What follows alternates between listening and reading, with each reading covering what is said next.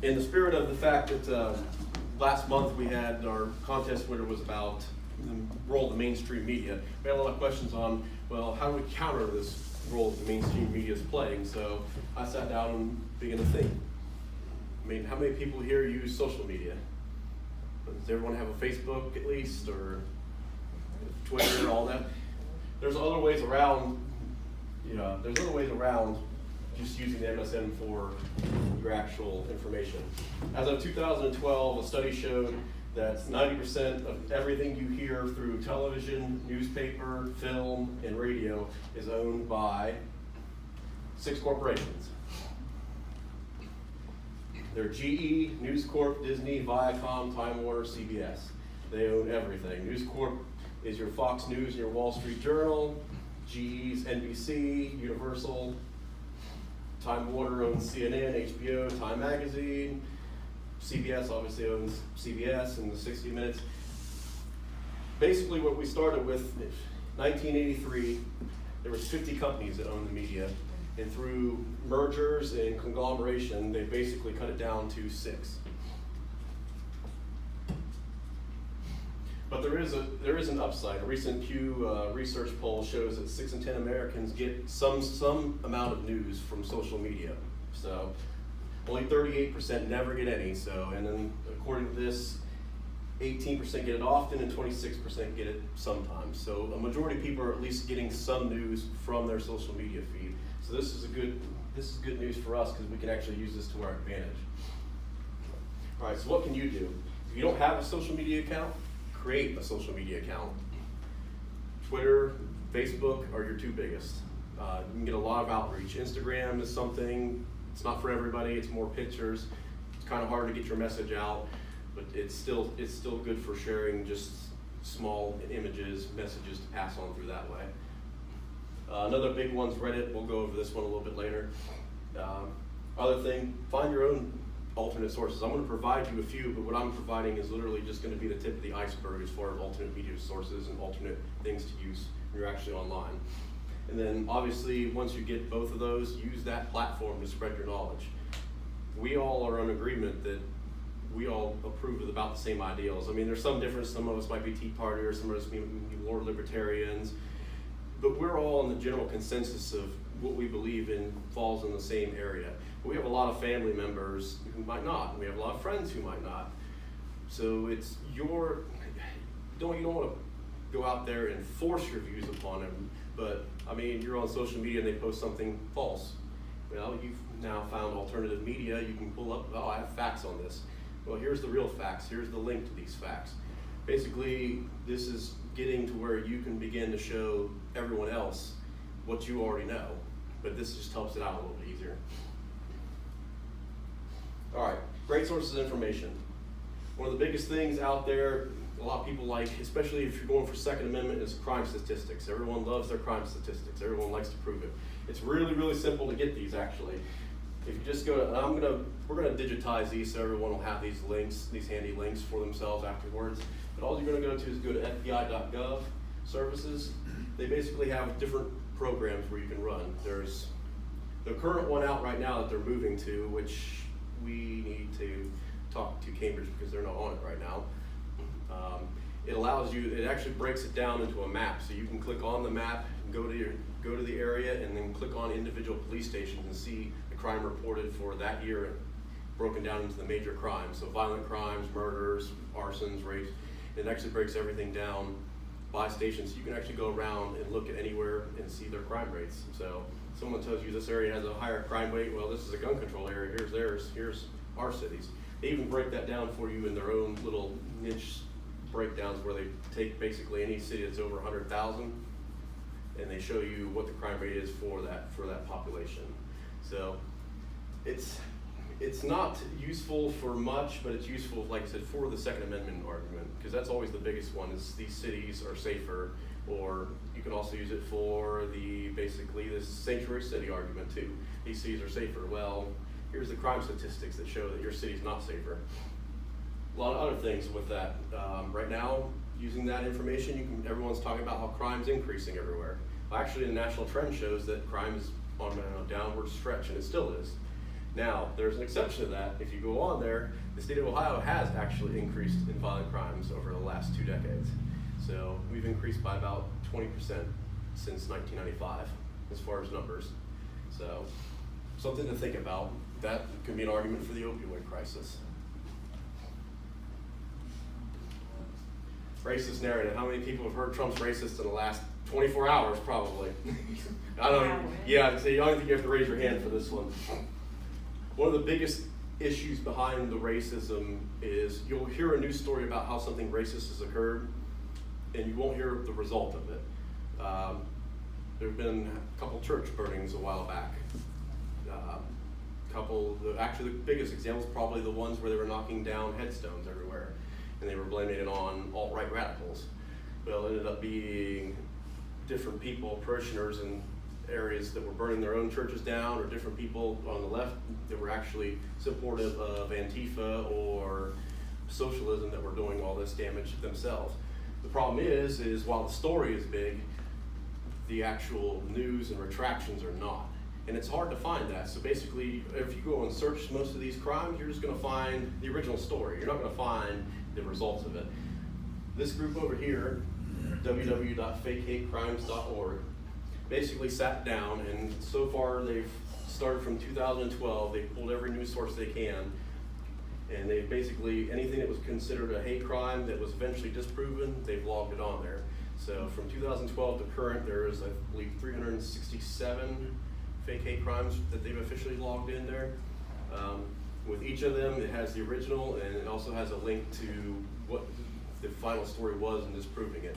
So again, this is a good use for disproving, well, the U.S. has become more racist since Trump's become in office, or this has happened here and this has happened here. Well, actually, if you read the story further on, you could find out not.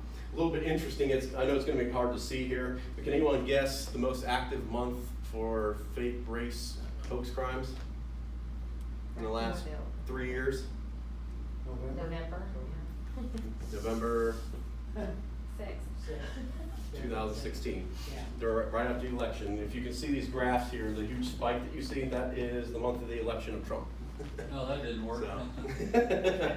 Well, luckily it actually has been decreasing, so that is a positive sign that hopefully that stuff goes away. Everyone knows Judicial Watch, right? Or does most people know about Judicial Watch? They're basically a group of lawyers and attorneys that go around and they FOIA the government for information. Now, sometimes they'll publish the information, but a lot of times that information actually gets published elsewhere, and it's called the FBI vaults. Basically, vault.fbi.gov. If you go here, it contains all information that anybody's ever FOIA'd, besides just Judicial Watch. Anything that anybody FOIA's from the government as far as research that the FBI has done comes out on here. Recently, 2 months ago, they've released a whole 230-something page dossier on Saul Alinsky.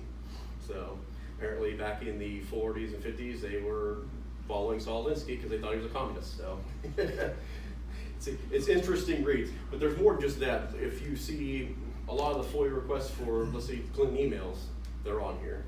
A lot of the FOIA requests for all the investigations that have been done on Trump are on here. This is a great go-to site if you're looking for information that you know is going to be released.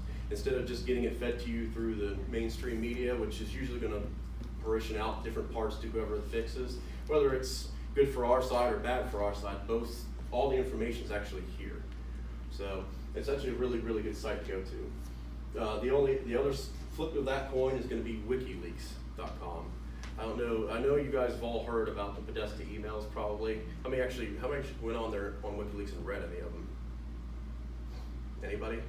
They're very, very interesting reads. The stuff that's been out in the news is only a very, very small portion of what was discussed there. There is a lot more layers to that. It's a really interesting read. If you search on the internet, and Podesta emails in particular, you'll probably, a lot of places have already archived which ones are the most interesting. Just go in there and read them sometime. There's a lot of stuff that, again, the MSM creates what they want you to hear, and then the rest of the stuff gets moved to the side. Everything's on there. They're pretty accurate. I went through there one time when they leaked all the military cables and checked to see how accurate it was, and sure enough, they had one of our engagements that's locked up in there, so I know they're not lying as far as accuracy goes, at least. Project Veritas. Huge investigative journalists. They have their own website, if most of you should be familiar with. If not, definitely go on there. They do a lot as far as investigative journalism. They do a lot of undercover work. Their big thing right now is they're pushing for, as far as not necessarily the mainstream media, but the internet corporations like Google, Facebook, and all them. They're pushing for why is this censorship going on?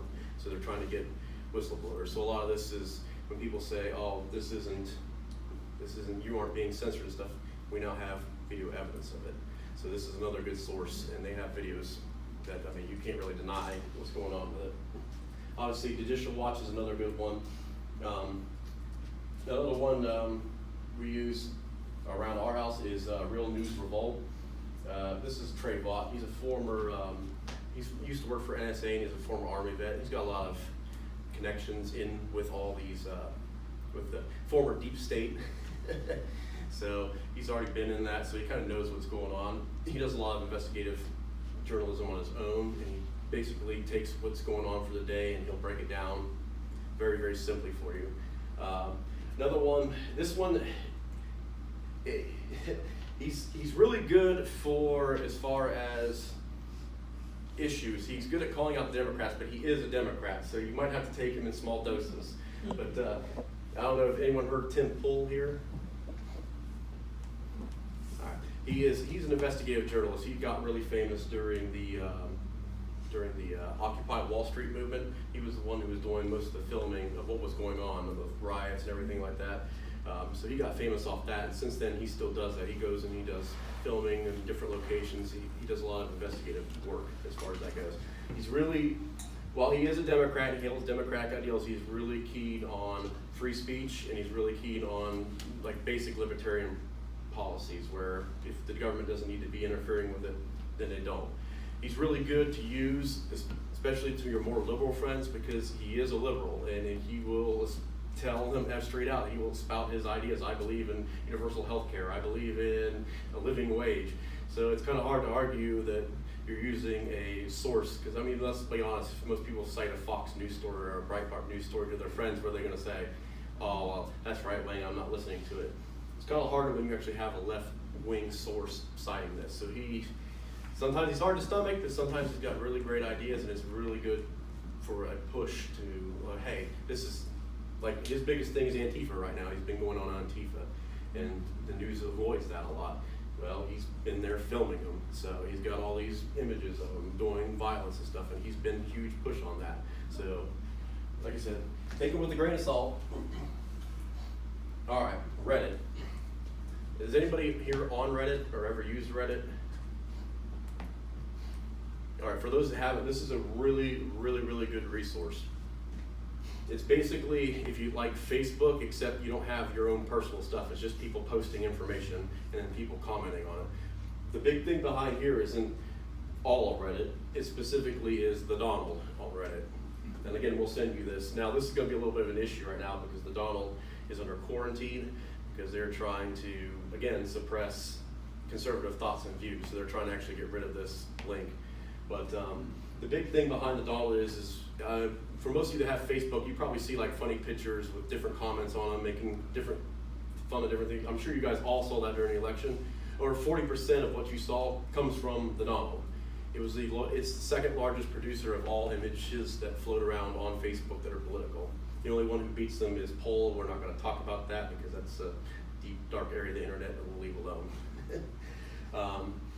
But basically, the big thing behind this is it's not only, it's basically a group of information, it's a group of people coming together with information.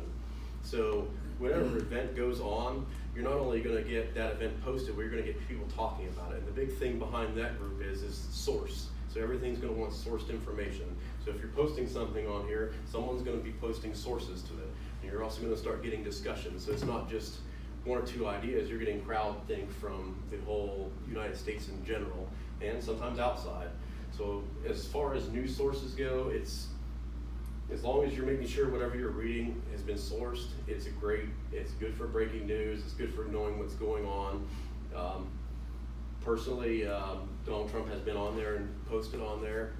Right now, as common posters, they have Judicial Watch, Tom Fitton posts on there on his own.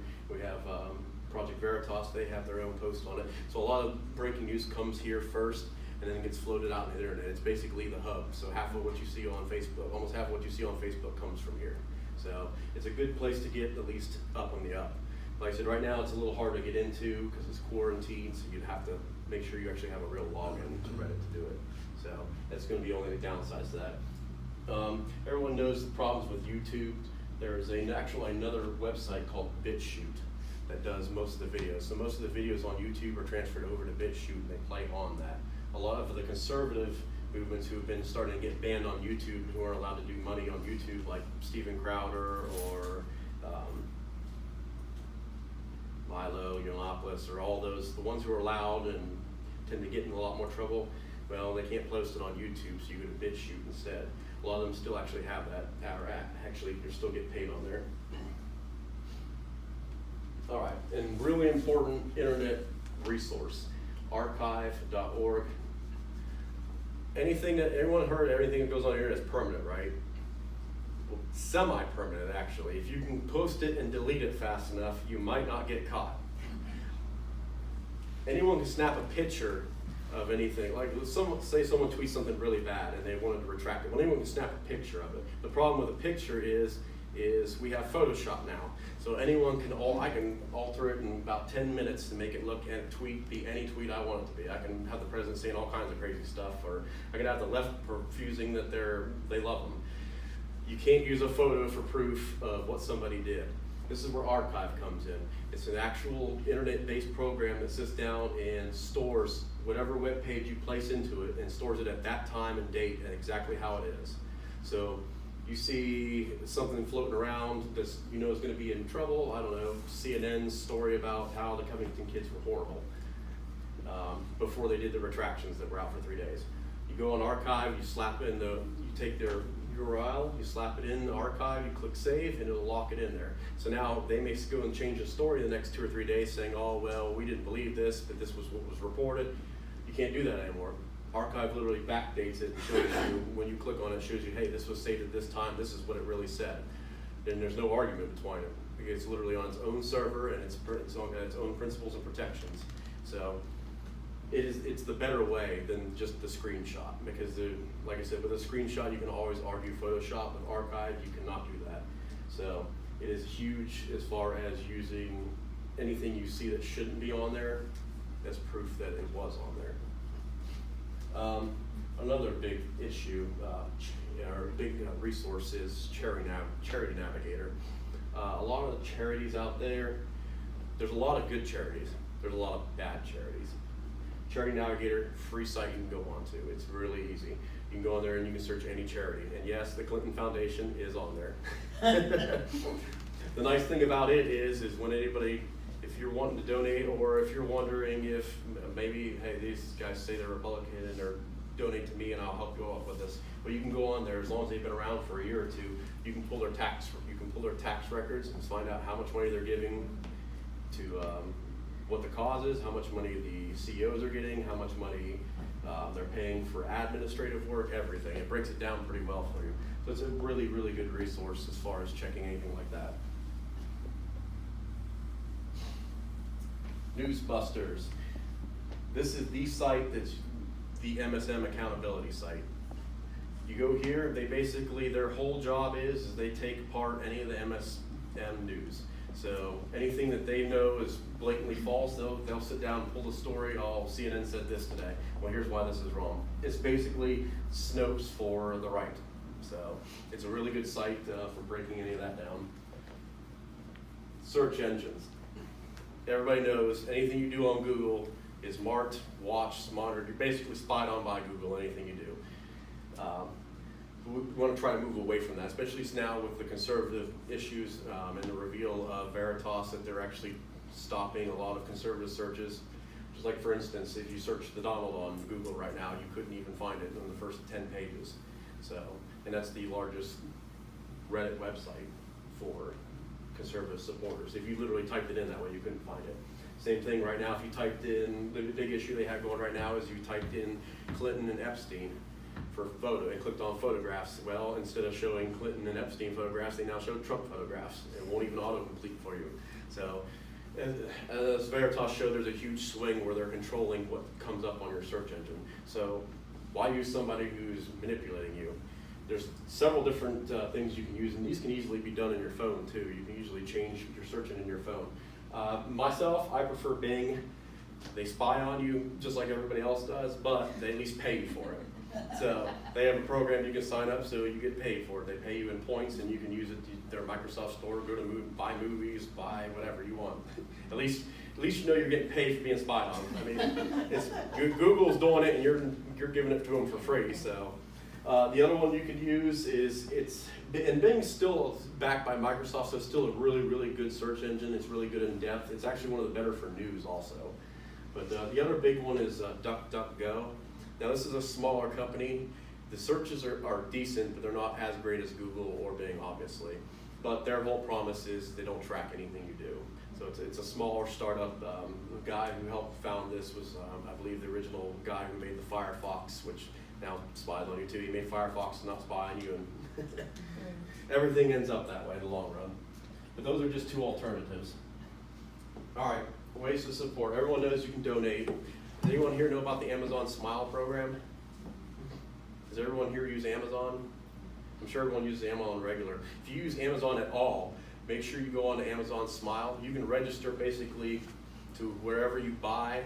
A small portion of that, a small portion of the proceeds and profits gets donated to whatever charity your choice is.